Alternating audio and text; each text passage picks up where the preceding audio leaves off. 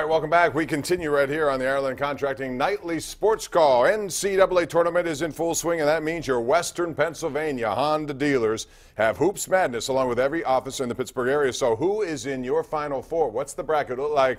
You can check out Honda Dealers Western Pennsylvania, and they will give you theirs. And it's always a great time of the year right now. And if you're looking at some of these games, there was a close one earlier. We see Kentucky now is up 30-28 in theirs. They were down 13-1. Florida State is involved in the game right now against Gonzaga.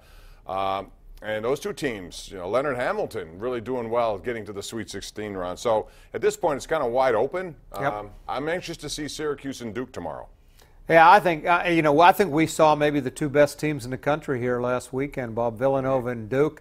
I'd love to see West Virginia be able to beat Villanova. I have my doubts about that, and I don't think Syracuse has much of a prayer against Duke. I think it's going to be Duke and Villanova on that side of the bracket. They're going to play in the semifinals. That, to me, would be a national championship game. Would be fun to watch, no doubt. All right, let's go to the lines here. We'll begin in line 2. It's John in Butler County. Hey, John, how are you? Hey, I just have a quick question. We obviously know that the Penguins are pretty loaded, but I want your personal opinion. Do you think the Penguins would be Stanley Cup champions 2 years in a row without Phil Kessel? No. Probably not. He was a big part of their team, absolutely. No, But, I mean, you could say that about a lot of guys. They wouldn't want it without Crosby. They wouldn't want it without especially Malkin. 2 years ago. He was much better 2 years ago than he was last year. But he's been a big part of their team.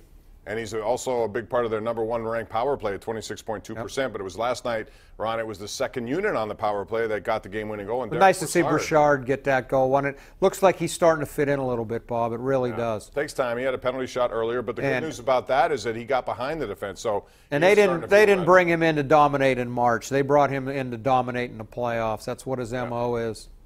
Back to the lines we go at 412-575-2600. We got Pete in Garfield. Hello, Pete. How are you tonight?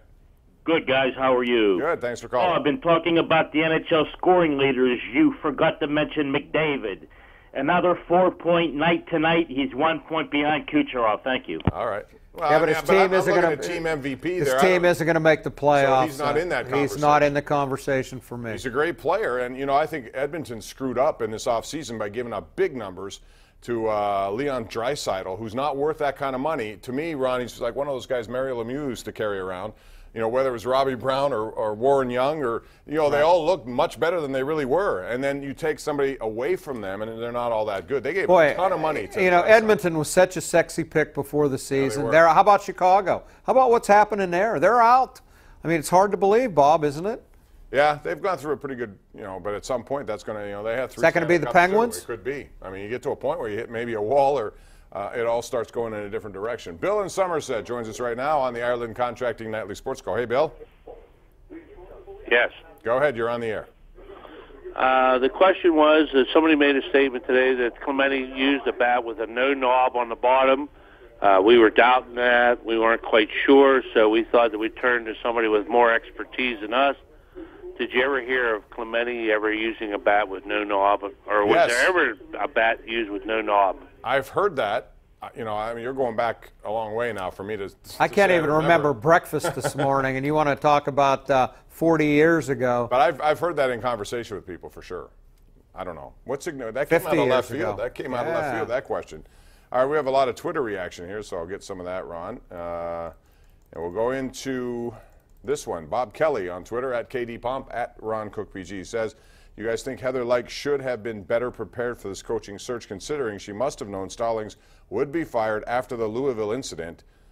First of all, I don't know that incident was anything but what it was. And if they were really upset about it, they should have done something then. Nobody did. Not the ACC, not Pitt, not anyone. Talk about a minor deal, He was protecting his players. I don't think he used abusive language or anything.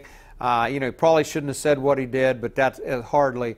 Pitt looked bad the way they tried to get out of paying the guy, and are still trying. And I still don't know where it is right now. No. And I'm telling you, there is some truth to the situation that other coaches watch this and wonder, well, what's going to happen if I have 2 bad years? Absolutely. And I'm going to have maybe 2 bad years to start. So now, this doesn't mean they can't find a good coach. There's a lot of them out there, but it's going to take time. I mean, you hire Sean Miller, people are going to get excited. I think Hurley, people would have get excited. They hire somebody now that people don't really know.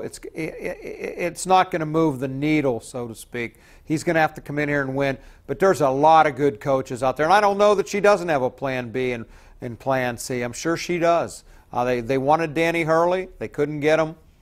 You move on to the next guy. Now I would wonder if part of their plan B is revisiting Sean Miller. Apparently he called them. They said no because Heather Lyke doesn't want to deal with what could lie ahead.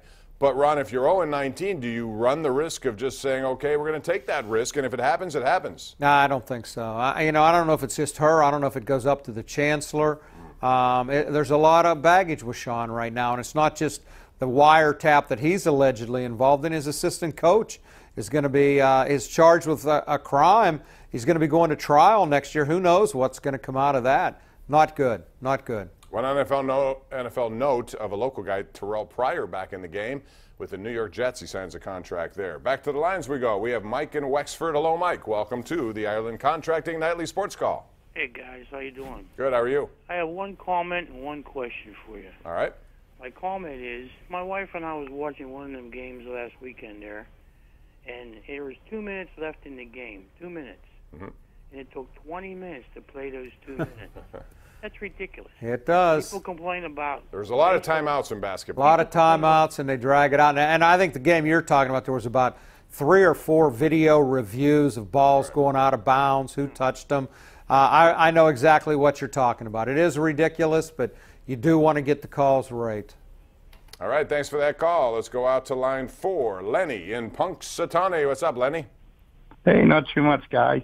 Hey, my comment and question is, I know you're talking about this Burley, and whatever his name is. I'm glad he went to Connecticut. The guy they should have here is Ben Holland.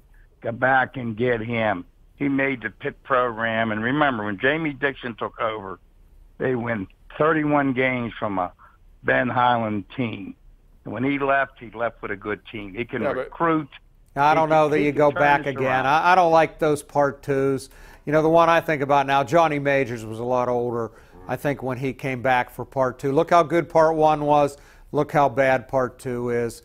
There's other coaches out there. Ben obviously deserves all kind of credit.